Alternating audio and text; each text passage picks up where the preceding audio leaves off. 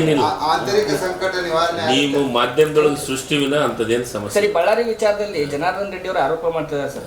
ಬರೀ ಒಂದು ಕೇಸ್ ದಾಖಲಿಸಿಕೊಂಡು ಇದನ್ನ ರಾಜಕೀಯವಾಗಿ ಬೇರೆ ಕಡೆ ಡೈವರ್ಟ್ ಮಾಡ್ತಿದ್ದಾರೆ ಅಂತ. ಹಿಂದೆ ಜನಾರ್ದನ್ ರೆಡ್ಡಿ ಅವರು ಒಂದ್ಸತಿ ಹಿಂದಿನ ಸರ್ಕಾರದಾಗ ಮಂತ್ರಿ ಇದ್ದತ್ನಾಗ ಬಳ್ಳಾರಿ ಯಾವ ರೀತಿ ಇತ್ತು ಅನ್ನೋದನ್ನ ನೆನಪು ಮಾಡ್ಕೊಳ್ಳಿ.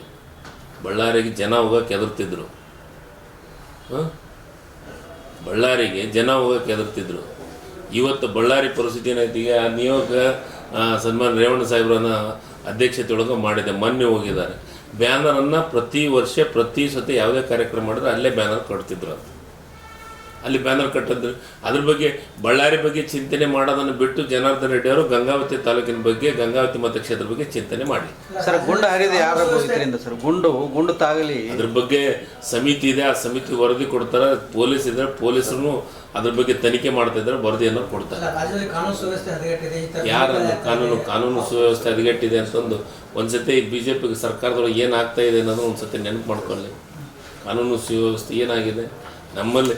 ಈಗ ಮೊನ್ನೆ ಧಾರವಾಡದಾಗ ಆಗಿದ್ದೇನು, ಪೊಲೀಸರ ಅಧಿಕಾರಿಗಳೇ ಹೇಳಿದ್ದಾರೆ ನಮ್ಮ ಬಡ್ಡಿಯನ್ನು ತಾವೇ ಬಿಚ್ಕೊಂಡಿದ್ದು ಅಂತ ಅಧಿಕಾರಿಗಳೇ ಹೇಳಿದ್ದು. ನಾನು ಹೇಳಿದ್ದಲ್ಲ, ಇದು ಅಧಿಕಾರಿಗಳು ನಾನು ಮಾಧ್ಯಮದೊಳಗೆ ನೋಡಿದ್ದು.